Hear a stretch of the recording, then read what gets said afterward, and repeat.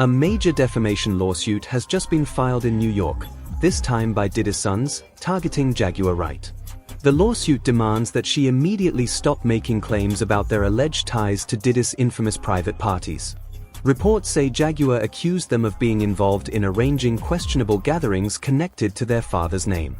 Now, with Diddy facing mounting legal pressure, his sons are striking back, filing suits against anyone who dared to expose their family's secrets, including Jaguar Wright, 50 Cent, and even Gene Deal. The big question is, will this legal move finally silence Jaguar, or will she keep speaking out no matter the cost? Going after Piers Morgan was the right move instead of targeting Jaguar Wright. What do you think about that? To me, if I'm being in that position, Paul, I'm going to say I need the truth told. I don't need her to ever be able to spread that again if it's a lie. I don't want to hear her say that. My kids got to hear it. People in business have to keep asking me. They didn't do anything to stop her from keep talking. And a lawsuit suing her would do that. And if they sued Pierce instead of a cease and desist, then everyone would know that you can get sued for that.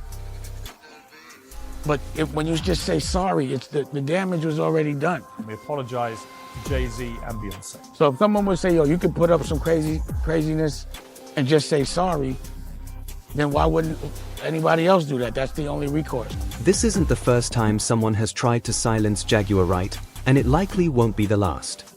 Just a few months ago, reports surfaced that Jay-Z and Beyonce allegedly sent a cease and desist letter to Piers Morgan after he aired an interview with Jaguar, where she discussed their supposed connection to Diddy. Jaguar claims that powerful figures in the industry are working together to suppress anyone exposing hidden truths. She adds that Jay-Z and Beyonce never sued her directly, because, according to her, she has the evidence to back every word. That happened in the R. Kelly case, because if that had been properly addressed, this would have been addressed back then. These people have been working together, all in cahoots for all of this time, and it needs to all be addressed. I'm glad it's not just me anymore. I'm glad it's someone else. I'm glad there are other people who need to be heard. I'll be sure. I'm glad they're hearing him, Cassie. I'm glad they're hearing her, Kim Porter. Through, I'll be sure. I'm glad. Natanya Rubin, I'm glad. All of these things. So yeah, it's mixed emotions, but I just know when you pray for something and God answers it, you should be. Things have reportedly gotten so intense that Jaguar Wright believes she's being targeted for speaking out. She claims to be the one person who can directly connect Jay-Z and Diddy, an eyewitness to events that could change everything. According to Jaguar, she holds information powerful enough to expose both men and potentially lead to serious consequences if ever brought to light. With exposures, you make yourself vulnerable to all kinds of attacks, seen and unseen. What happened to my friend? When he passed away, there was $250,000 on my head and $150,000 on his. But what if I had decided to go back with my head held low and said, Sean, I'm willing to play the game, and then found a way to get inside of him and move him around. Diddy reportedly pushed his children to publicly defend him during the trial, believing their support might help clear his name. Confident he'd walk free, he even scheduled speaking events in Miami for the following week. But the plan backfired. Despite all efforts, the court sentenced him to 4 years in prison. Now, sources say Diddy is deeply anxious about what awaits him behind bars, fearing the reality of life on the inside. Why do you think Diddy's kids spoke out publicly? What choice do they have? Even I think one of the sons did a rap, and he's like, What choice do they have? When you're dealing with the kind of narcissistic control freak that Diddy is, and you raise children under that, the financial abuse for all of them is probably the worst. because there's no way they can make money without him. He has them locked in. And if he falls, who's going to hire them? Who's going to fund them? Who's going to look out for them? No one. Right. No one. They're not fighting for their father. They're fighting for their survival. What they all gonna do? Go work? His reputation is tarnished. They're also being implicated in some of his crimes. They will be pariahs. They're gonna be worse off than OJ's kids. So what's stopping any? Like, did y'all hear what I just said? Yeah, I frowned up. I was like, Does dang, that's anybody think about what happened the OJ's to Nicole kids. Brown Simpson's children that she had with Orenthal James? No one even talks about them. What happened? It's like they don't even exist. And their lives are a lot more humble than they would have been. When the judge handed down his sentence, Diddy didn't even glance at his children. Many believe his tears were nothing more than a calculated attempt to earn sympathy before the verdict was finalized. Meanwhile, his children showed little emotion. Some witnesses even claim they walked out of the courtroom with faint smiles while Diddy remained behind, on his knees, breaking down as the reality of his sentence sank in. These children speak about their father at his sentencing hearing, and they honestly don't have a lot of time to say much, but they were given a little bit of time to say something. Quincy starts off by saying he's transformed. He will not jeopardize his freedom again. As his children, we wish to heal together. Next up is Diddy's son, Justin. I asked you to give my father a second chance. My father is my superhero. My father always told me to believe in God. Talk to my father every day, every other hour. Next is Christian Combs. I am the one who most resembles my pops, my mannerisms. My whole life I studied my dad up and down. He's the greatest man in the world, my superhero. He told me to treat women like a queen, and I do. I see in his eyes, as his twin, that he has changed. My name is Jessie Combs, and I am 18 years old, and she cries. When my mother passed away, I was just a little girl. I remember my dad sitting us down. It helped me survive when I just wanted my mom. My name is Chance Combs, his daughter. He's changed, and she starts crying. Sorry, he speaks with a clear mind. My name is Delilah Combs. We watch our 2-year-old sister. She cannot grow up fatherless. Honor, please, and she starts crying. Let us move forward, not as a headline, but as a family. The judge says, thank you all. The only reason Diddy's family still stands by him, according to reports, is because they are allegedly tied to the same controversies. His son Justin has even been mentioned in one of the lawsuits alongside him. From the very beginning, it was clear Diddy wasn't operating alone, but discovering that one of his own children may have been helping him has left many shocked and disturbed. He cried a lot today. When his children were just sobbing, you could tell he was on the verge of crying. When they were begging, please give my father a chance, please show my father mercy. And then he turned around, he told his kids he failed them, he cried, he turned on to his mom. He said, I failed you, Mom, I cried. He kind of just exasperatedly put his head in his hands.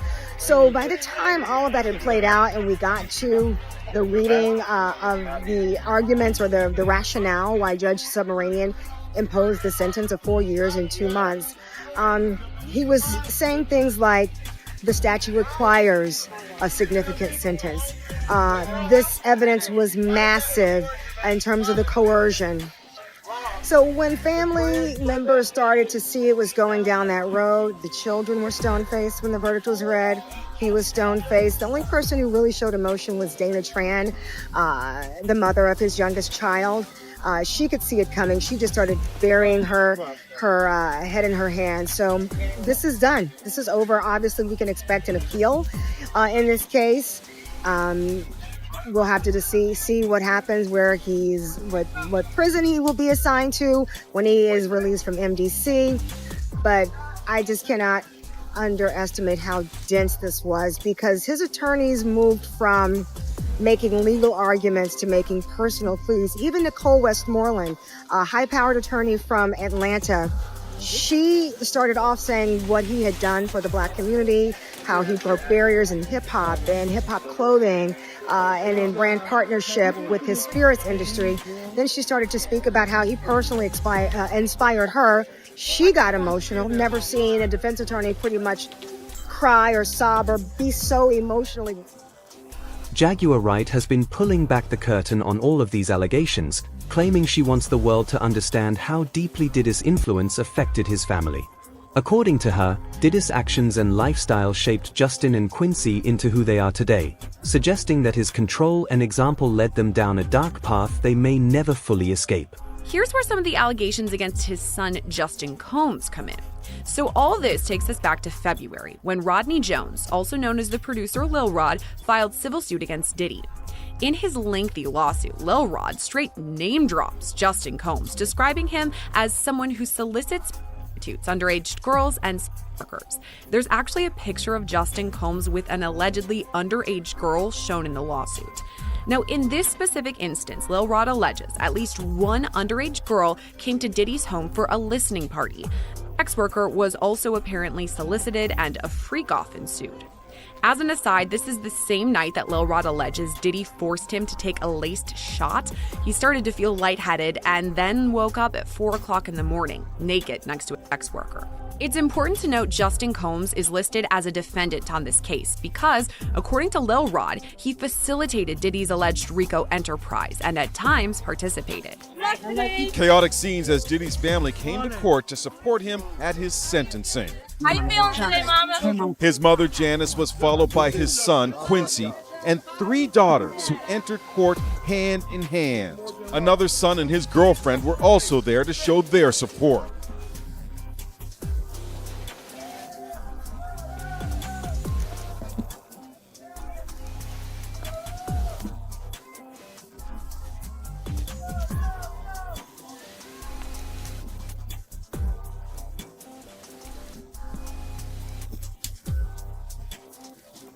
$50 Cent even brought these claims to the court's attention. Before Diddy's sentencing, he reportedly wrote a letter to the judge, urging them not to release Diddy early.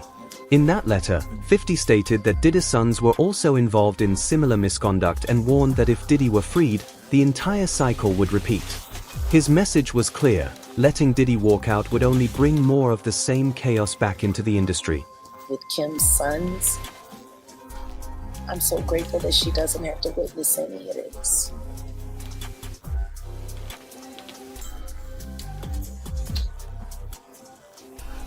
Because this probably would have killed him. Stopping Any white Christian under scrutiny, Quincy being mocked and scorned, the girls now being implicated into home in the SA with their father by a girl who worked the white parties. Like, this is a lot.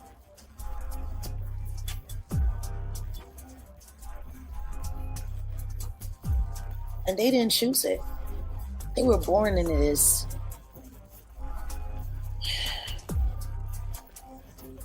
I don't think anybody's paying attention to that.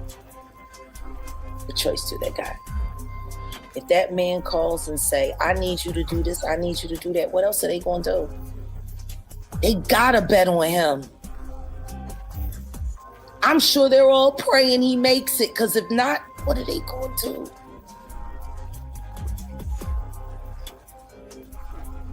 And they definitely can't count on Grandma Janice.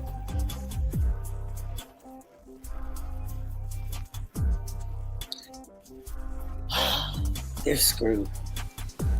One way or the other, they're screwed. So there's no escape for them. How? 50 wasn't referring only to Justin. Diddy's other son, Christian, has also been named in serious legal troubles. According to court filings, a 26-year-old woman named Grace O'Markay has accused Christian of assaulting her during one of Diddy's yacht parties. The lawsuit claims that the incident took place at a gathering hosted by Diddy himself, adding yet another layer of controversy to the family's already mounting legal battles. The Moranian. Now, he posts this as a text message. I don't know if this was a text message to his lawyer, where maybe he was instructing his lawyer to write this letter to the judge. If you don't know, the judge is accepting letters in the case of the sentencing of Sean P. Diddy Combs, who's set to be sentenced tomorrow. And 50 Cent decided to write his letter to the judge as well. If you don't know, at this point, I think it's abundantly clear that 50 Cent is the baby father of the child that belongs to not only 50, but the woman that is identified as Jane Doe. That woman, I think we now know, is Daphne Joy. So Daphne Joy's baby daddy is 50 Cent. So maybe there's a reason and there's some relevance here for 50 to have somewhat of a letter being sent to the judge. Why? Well, one of the two victims, or the main two victims, which is victim one, we all know is Cassie, but victim two is known as Daphne Joy. Who's Daphne Joy's baby father? 50 Cent. So he writes a letter and he says, "Dear Judge Summarian, I've had an ongoing dispute with Puffy for over 20 years. He's very dangerous. Multiple times I have feared for my life. I think you should consider the safety of the general public, Your Honor, before unleashing him upon them. There hasn't been enough time for him to reform or make any adjustments, despite his trying to teach a class in it." This is how you know he actually wrote this. This is bad grammar. Despite him trying to teach a class in there. As you're already aware, the government has spent maximum amount of money on deploying federal agencies, which appear to be an army, in two locations simultaneously. Later, his sons, who's dealing with his own R-word allegations, claimed that the feds had hit the wrong house. Anyway, Diddy's only going to return to hiring more male sex workers and keep most of the baby oil away from the general public, and babies need it.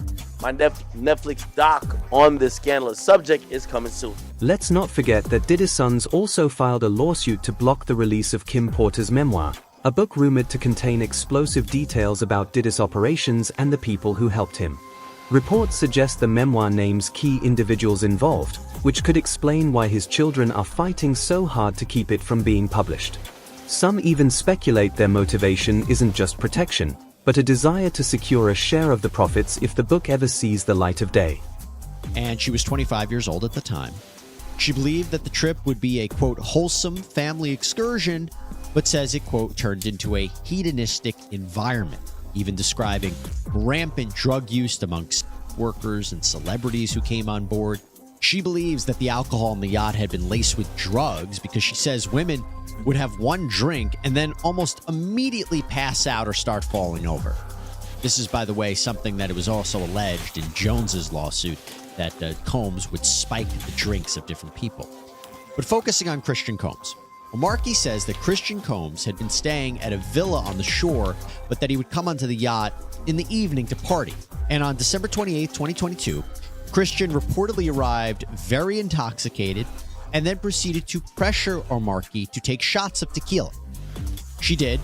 Christian allegedly tried to get her to drink more in the yacht's makeshift studio.